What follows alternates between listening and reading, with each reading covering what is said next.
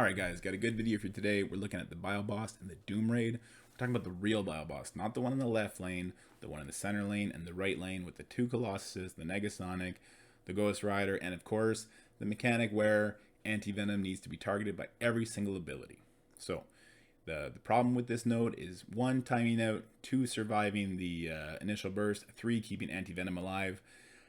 In order to do the one-shot, I stopped worrying about number 3. If you aren't worried about the one shot, you just want to make sure you're getting through this node smoothly, I suggest putting Fortifier on AntiVenom. Hold up, I know a lot of people hate that. I did it, and I was able to comfortably two-shot this node all the time. I never had to worry about anything, because with that barrier AntiVenom's building up over his turn, it doesn't matter that everyone's hitting him. He becomes the de facto tank. The invisible taunt on him works really well. So let's go ahead and get into this.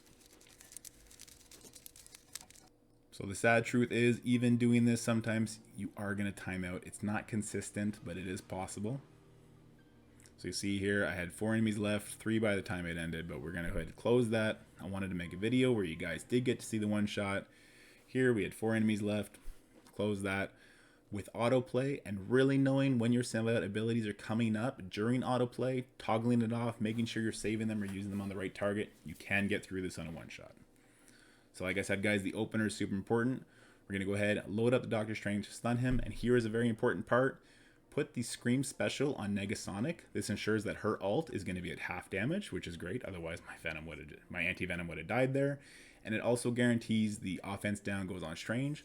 So you can steal that and the evade, because we stun Strange. And now all we need to worry about is killing Jessica Jones before she gets her special off. So here we go. Scarlet Witch eats a bunch of counterattacks.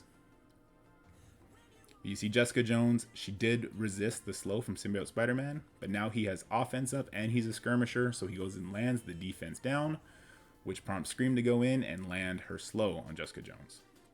Now a little misplay here, because I have it on autoplay. Venom uses his ultimate, and I don't get it on the Graviton. Had I targeted the Ghost Rider, I would have. Kind of the pitfall of having on autoplay. You need to be mindful of these things, but we're still going to get through this. So there goes Jessica Jones. Now make sure you guys watch during the course of this fight.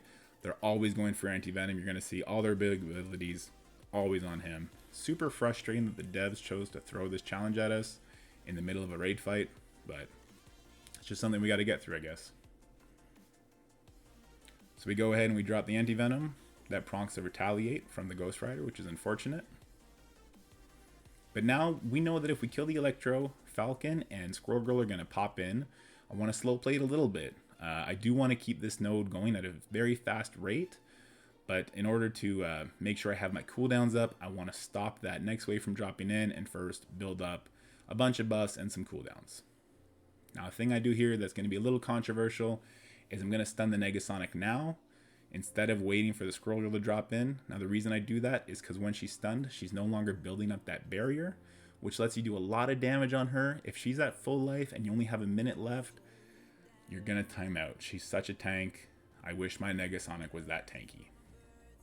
So there you go. Squirrel Girl drops in. We're going to do a couple more hits on this Negasonic. But now we have to turn to Squirrel Girl. We have to take her out before she does her special, or it's going to cleanse everybody and we're going to die. So there we go, we're beating her up. Now she is going to go before Venom, who will have his special up. So what we need to do now is land our Scream ultimate, slow her and Falcon down, as well as speed rewind them, which we go ahead and do. That's great. AntiVenom's got to get a bunch of debuffs on her because he is a striker in this video. There you go.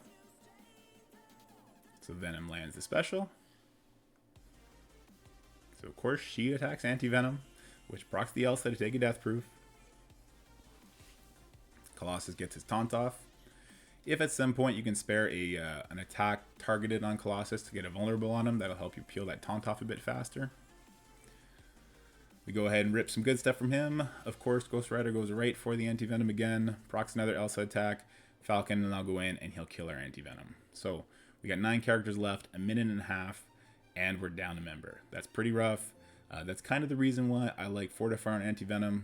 In this particular fight, had I had Fortifier on him, I still might have one-shot it, but I'm hesitant to recommend that as it's it really slows you down. So we're going to load up this Negasonic, and we're going to spread off of her. There you go. We stun the Falcon before he gets his special off, because that would have been really bad for us. So now we're down to 6 members. The last 2 drop in here. Again with the Electro. You need to take her up before that ultimate, or the offense down will surely make you time out.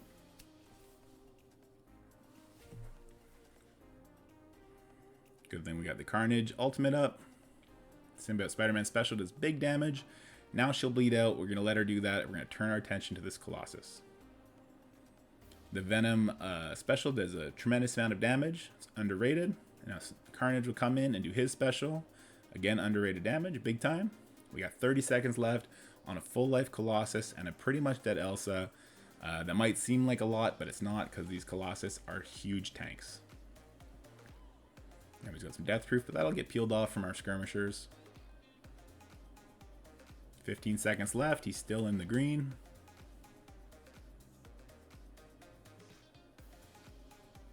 Now he's in the red. 5 seconds left. I really thought I was going to time out here, but we get it done with 1 second left. Yay us. So you see, guys, how tight it is. This is on the normal difficulty. When you're on difficulty 1, you're definitely going to need some ISO blue. The Skirmisher Striker interaction there is going to be huge. It's going to be a giant benefit to the Symbiotes. Obviously not the Skirmisher interaction. That's useless for Symbiotes.